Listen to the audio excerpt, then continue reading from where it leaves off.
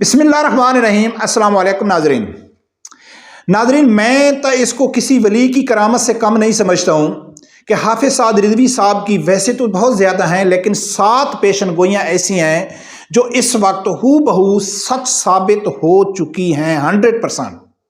Establishment के मुतालिक, इमरान खान के मुतालिक, पीडीएम जमातों के मुतालिक जो 7 पेशन गोइयाँ थी वो सच साबित हो चुकी हैं।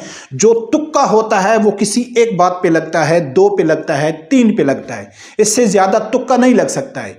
लेकिन मैं ये समझता हूँ कि हाफिज साद रिजवी साहब ने, जो मुझे मालूम है, कई ऐसी होंगी जिसका मुझे इल्म भी नहीं है, 7 पेशन गोइयों का मैं जिक्र करूँगा कि वो सच साबित हो चुकी हैं। पाकिस्तानी कौम को समझना चाहिए कि उनके पास वाज़ेह दलील है एक बेहतरीन लीडर की, लेकिन उनको समझ नहीं आ रही। नाज़रीन, उन 7 का मैं जिक्र करता हुआ बाद में जो असल जिसके लिए मैं वीडियो बना रहा हूँ, शेर अफजल मरवत ने एक बयान दिया। शेर अफजल मरवत का वो बयान सुन के यकीन माने कि फ़ौरन मुझे हाफिज साद रिजवी साहब का वो बयान याद आ गया। जब वो जेल में थे तो उसने एक बात की थी जिसकी तस्दीक आज शेर अफजल मरवत कर रहा है, सच साबित कर रहा है तहरीक लब्बैक के लीडर हाफिज साद हुसैन रिजवी साहब को, जो उसने जेल में की थी। नाज़रीन, हुआ कुछ यूँ कि जो 7 पेशन गोइयाँ हैं उसका मैं मोटा मोटा जिक्र कर दूँ, फिर मैं आप लोगों के सामने शेर अफजल मरवत की वीडियो रखूँगा, और शेर अफजल मरवत की वीडियो को मैं अहमियत क्यों दे रहा हूँ वो भी आप लोगों को सामने रखूँगा। फिर उसके बाद साद रिजवी साहब का वो बयान भी मैं आप लोगों के सामने रखूँगा।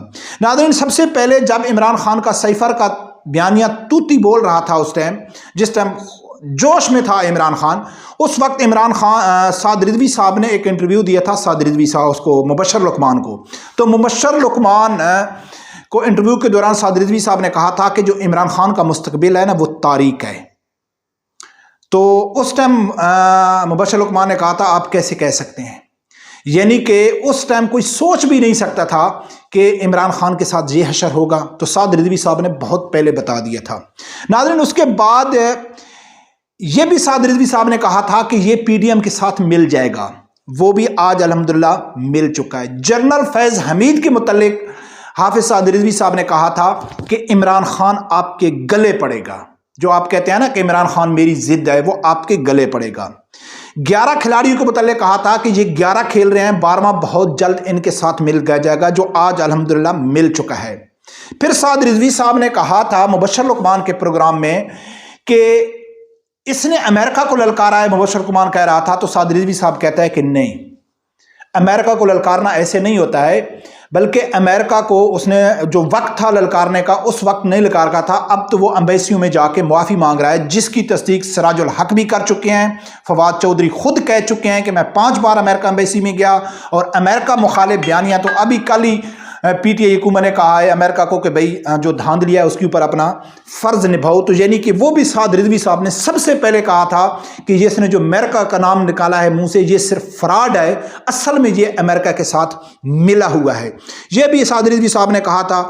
नवाज शरीफ और जरदारी के बारे में साद रिजवी साहब ने कहा था कि भाई ये एक दूसरे को मिल जाएंगे, जब इलेक्शन के बाद ये इकट्ठे हो जाएंगे। तो आज वो सब जो पेशन गोइयाँ हैं साद रिजवी साहब की वो हू बहू सच साबित हो गई हैं। लेकिन जिसका मैं जिक्र करने जा रहा हूँ वो आप लोगों के सामने रखता हूँ। नाज़रीन, सबसे पहले मैं शेर अफजल मरवत की एक वीडियो रखता हूँ। शेर अफजल मरवत की वीडियो को मैं अहमियत इसलिए दे रहा हूँ, हालांकि ये जो साद रिजवी साहब की पेशन गोइयाँ है इसके ऊपर पहले मैं वीडियो बना चुका हूँ जो सच साबित हो चुकी है। लेकिन बेहतरीन जो अब शेर अफजल मरवत ने बयान दिया है ना, इसकी अहमियत इसलिए ज़्यादा है कि इस वक्त इमरान खान के बाद अगर दूसरा इमरान खान को पीटीआई के वर्कर किसी को समझते हैं तो वो शेर अफजल मरवत को समझते हैं।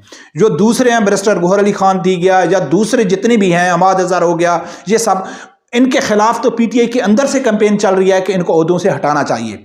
शेर अफजल की फरमाइश हो रही है, और सब लोगों को मालूम है कि इमरान खान के बाद अगर इस ग्राउंड में किसी की इज्जत और वैल्यू कारकुन जिसको देते हैं वो शेर अफजल मरवत को देते हैं।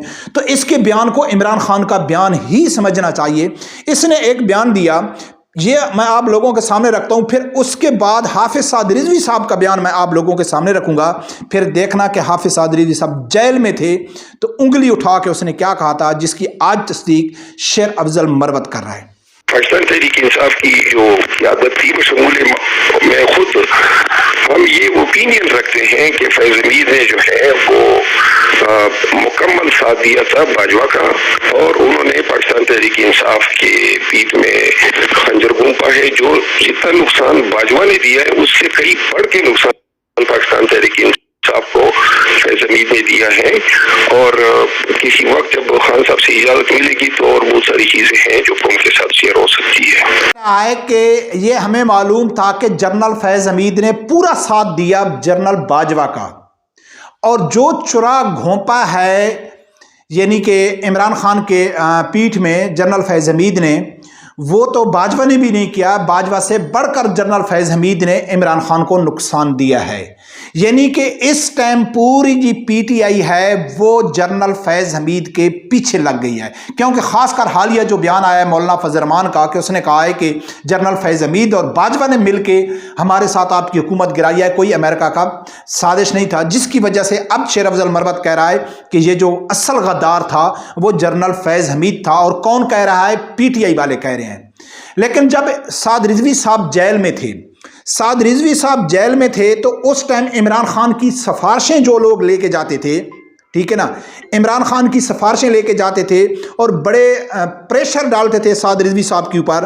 تو اس ٹائم سعد رضوی صاحب نے اس سے جنرل فیض حمید کو اپنے سامنے کھڑا ہو کے کیا کہا تھا، جی سنو. صحافیوں کو بھی اجازت مل گئی ہے کہ ان کا نام لیں. بہت بڑا صحافی کھڑا ہو کے کہہ رہا تھا کہ اب وقت آ گیا ہم فیض کا نام لیں. تو ہم نے اس وقت بھی اس کا سامنا کیا جب وہ اقتدار میں تھا، جب وہ خوف اور دہشت کی علامت تھا. ہم نے اس وقت سامنا کیا. اب اس کا نام لینے کا میں تو سمجھتا ہوں وہ مظلوم ہے. اب ختم ہو گیا، سیٹ سے گیا گھر. بات تو تب ہے جب وہ طاقت میں تھا، اس کے سامنے آنکھ میں آنکھ ڈالنا تب کام تھا. اس کے سامنے کھڑے ہونا کہ تم غلط کر رہے ہو. جب وہ کہے کہ میری ضد عمران خان ہے، جب وہ کہتا تھا تو میں نے مطلب ایک مذاکرات کے دوران ہم نے کہا تھا یہ ضد تمہارے گلے پڑے گی اور تمہارے ایسے گلے پڑے گی. مطلب یہ بات کر رہا ہوں اقتدار کی. اب تو اس کے بارے میں نہ ہو. تب اس نے کیا کہا، کتنے زبردست بات کی سعد رضوی صاحب نے کہ اب تو فائدہ ہی نہیں ہے اس کے خلاف بات کرنے کا. جب وہ اقتدار میں تھا، جب وہ طاقت میں تھا، جب وہ اس کا پریشر تھا، تب ہم نے اس کے سامنے کھڑے ہو کے کہا تھا کہ آپ جس عمران خان کی وکالت کر رہے ہیں وہ عمران خان آپ کے گلے پڑے گا. اور آج یہ بات سچ ثابت ہو گئی. اور مزے کی بات یہ ہے کہ جنرل فیض حمید کے متعلق اگر پی ٹی آئی کو معلوم بھی تھا، سب کو معلوم تھا، لیکن وہ ریٹائر ہونے کے باوجود بھی کسی پی ٹی آئی میں اتنی جرت نہیں تھی کہ وہ جنرل فیض حمید کو کہتے کہ آپ نے ہمارے پیٹھ میں چھرا گھونپا ہے. اب مولانا فضل الرحمان نے کہا ہے تو شیر افضل مروت بھی کہہ رہا ہے، لیکن حافظ سعد رضوی صاحب نے، جس کو کہتے ہیں نا چابی والا کھلونا وغیرہ یہ وہ، اس سے اگر یہی انٹرویو آپ سنیں گے مبشر لقمان کے ساتھ سنیں گے یا فرق وڑیچ کے ساتھ سنیں گے تو فرق وڑیچ نے سعد رضوی صاحب کو کہا تھا کہ آپ کو ڈر نہیں لگتا تھا؟ وہ کچھ بھی کر سکتے تھے، آپ قید میں تھے، وہ جرنل تھا، عمران خان فل سول اور جو اسٹیبلشمنٹ ہے وہ ایک پیج پہ تھی اور آپ کے اوپر پریشر تھا، تو کیا آپ کو ڈر نہیں لگتا تھا؟